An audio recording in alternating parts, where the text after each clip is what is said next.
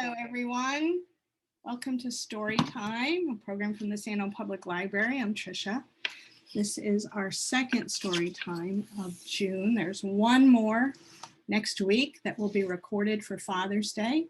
And after that, we're going to be meeting for summer reading at the library on the back patio. So let's switch the cameras. We're going to talk about butterflies and caterpillars today. Let's see. I'm going to read one of my favorite books by Eric Carle, The Very Hungry Caterpillar. This is a really long book. Hopefully it's going to show up in the camera. This is a copy that I have had since I started teaching. So I've had it a very long time. This is a Philemon book.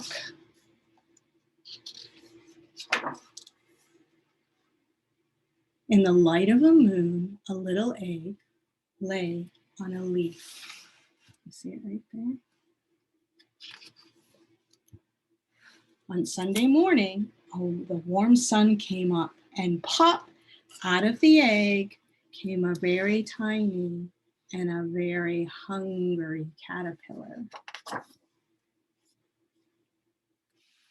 He started to look for some food. On Monday, he ate through one apple, but he was still hungry. On Tuesday, he ate through two pears, but he was still hungry. On Wednesday, he ate through three plums, but he was still hungry. On Thursday, he ate through, how many? 1, 2, 3, 4 strawberries, but he was still hungry. On Friday, he ate through 1, 2, 3, 4, 5 oranges. Do you think he was full? No, he was still hungry. Oh my goodness. I'll have to move the book around for this. On Saturday, he ate through one piece of chocolate cake, one ice cream cone, one pickle, one slice of Swiss cheese, one slice of salami, one lollipop, one piece of cherry pie, one sausage, one cupcake, and a slice of watermelon. And that night, he had a stomach ache. I bet he did. That's a lot of food.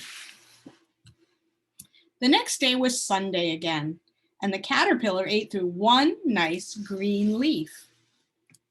And after that, he felt much better.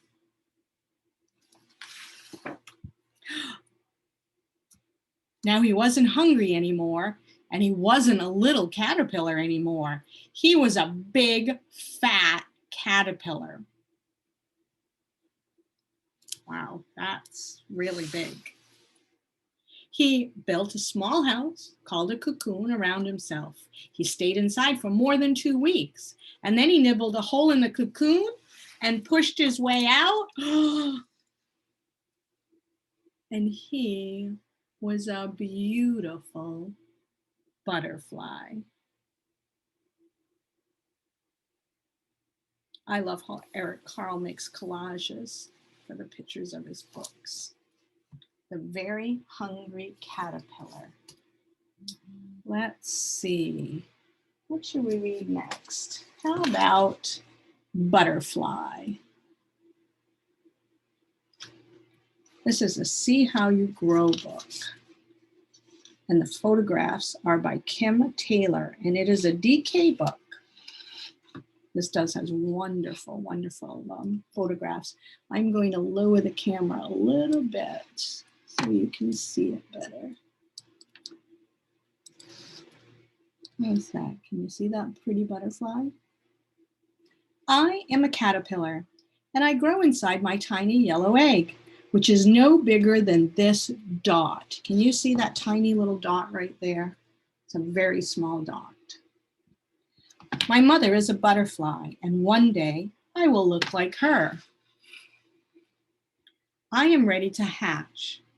I nibble a hole in my eggshell and I wiggle out of that hole, and at last I am free.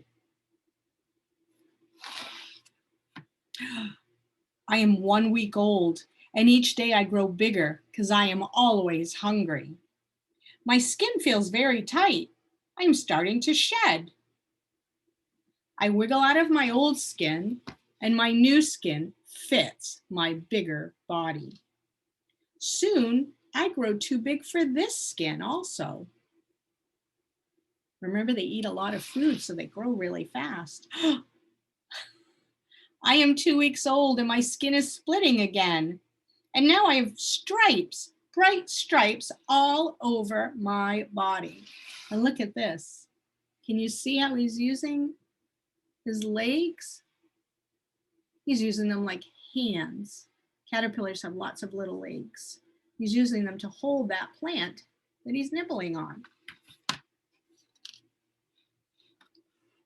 I have 6 arms and 10 long legs. Wonder what kind of butterfly this caterpillar will grow into.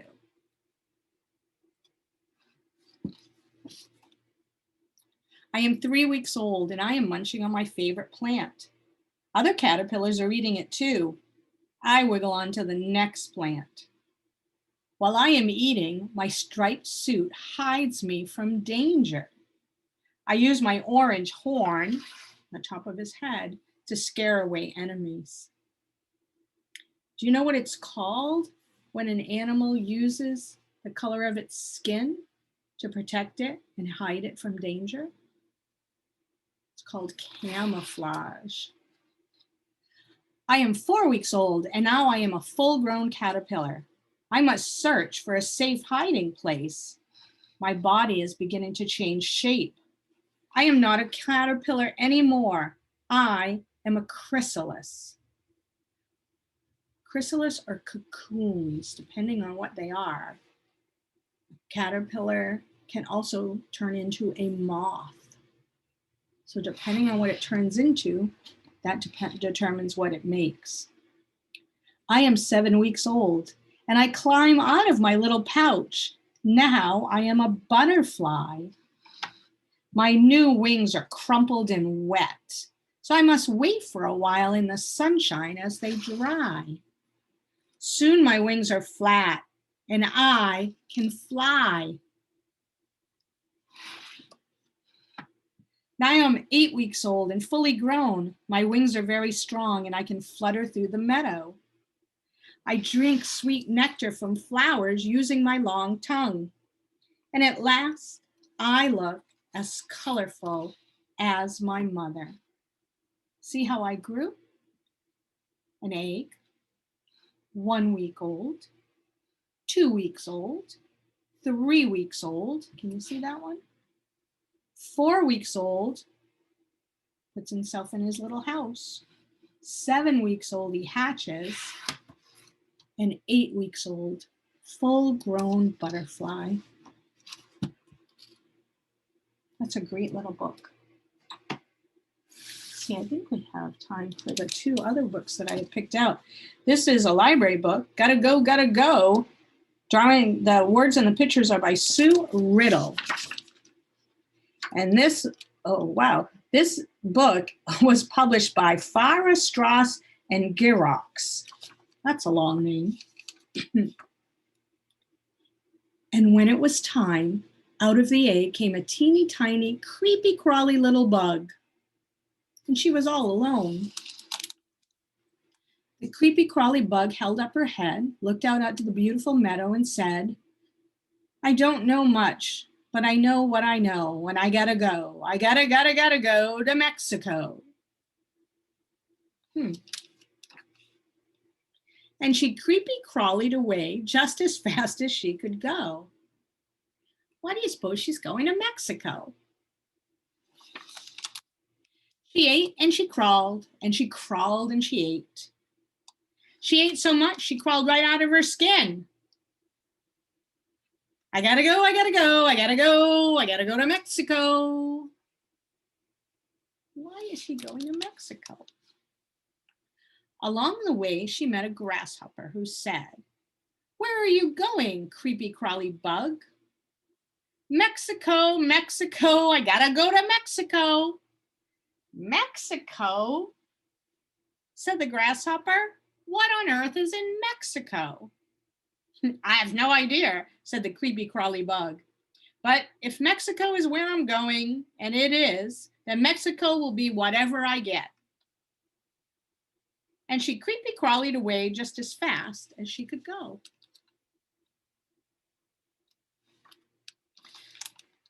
The next day, she met an ant. "Where are you going, creepy crawly bug?" "Mexico, Mexico, I gotta go to Mexico." "Mexico," said the ant. "Never heard of it. How will you get to Mexico?" "I have no idea," said the creepy crawly bug. "But if Mexico is where I'm going, and it is, then however I go, I will get there." And she creepy crawled away just as fast as she could go. After she had creepy crawled a very long time, the creepy crawly bug was still in the beautiful meadow, and Mexico was nowhere in sight.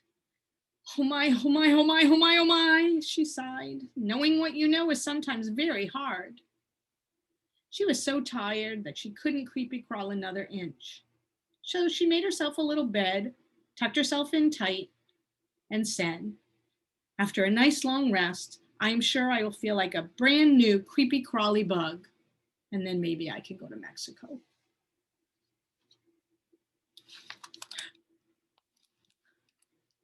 She was a brand new creepy crawly bug, but with wings, and they were orange and black and splendid. She lifted her head, looked out at the beautiful meadow, and said, "I gotta go, I gotta go, I gotta go to Mexico." And off she flew just as fast as she could go. Along the way, she met a bird who said, "Where are you going, creepy crawly bug with wings?" "Mexico, Mexico, I gotta go to Mexico." "Mexico is thousands of miles from here. A teeny tiny bug like you will never make it." But that creepy crawly bug said, "I am what I am, and I know what I know, and I make it or not, I gotta go, I gotta go. I gotta go to Mexico." And off she flew just as fast as she could go. She flew over farms and highways and cities and towns, forests and rivers. For days she flew, and days all on her own, and never knowing what, and only knowing what she knew. But she still flew, and she still cried, "Mexico, Mexico, I gotta go to Mexico." Look at her flying there. Her journey was long and hard and full of dangers. At last she came to a valley. Far below, she saw millions of bugs just like her. They covered the trees, changing them from green to orange. She drifted down and joined them. All but one was fast asleep. "Hello," she said. "Hello," he said. "Welcome to Mexico." "Oh, I am so glad to be here," she said. And then she fell asleep. Winter came, and the creepy crawly bugs slept and slept. In spring, the sun woke them up. "Good morning. Good morning. Will you dance with me?" "Why, yes, I'd love to." Two by two, the creepy crawly bugs flew into the sky and danced, changing the blue to orange. When the dance was done, the creepy crawly bug turned her head, looked towards home, and said, "I gotta go, I gotta go. Goodbye, goodbye, bye, goodbye." And then she flew. She flew over rivers and forests and towns and cities, highways and farms. She flew for days and days and days, all on her own, and only knowing what she knew. At last, she came to a meadow. She fluttered for a while, looking for the one leaf that would do, and landing lightly, she laid the first of many eggs. There was a reason for everything. And when it was time, out of the egg came a teeny tiny, creepy, crawly bug. Wow, doesn't that look just like her in the beginning of the book? Let's go back. Oh.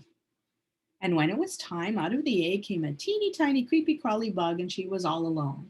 That's the first page of this book. And then she had all her adventures. She met all those other creatures. She turned into a butterfly. She flew for a long way.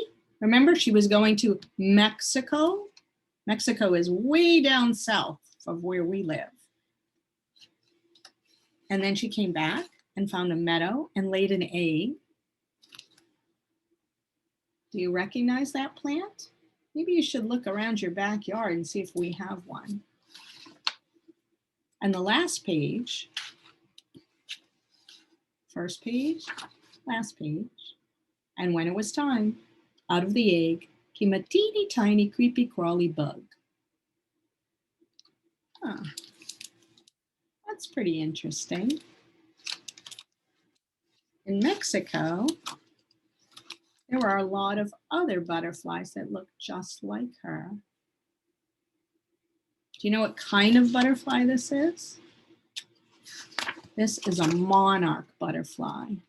And a monarch butterfly flies from where we live and up in Canada and flies all the way to Mexico where they spend the winter because it's too cold for them here in New Hampshire where we live.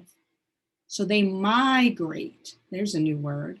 They migrate means they fly all of them fly to another place, sort of like the geese. They fly away for the winter and then they come back in the spring and they have babies. And then the babies do it the same thing the next year. If you find these, you might find eggs on them. That was a pretty cool book. This book is under animals and bugs in our library. See, it has an orange tag, animals, bugs, and then by the author's last name. That's how you can find this book at the library.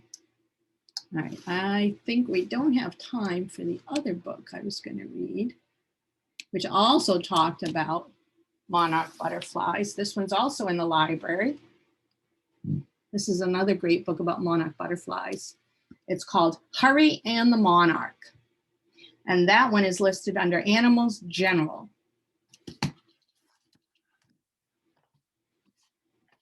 This is another wonderful book. I'm just going to show you the pictures. This one I'm going to read Thursday.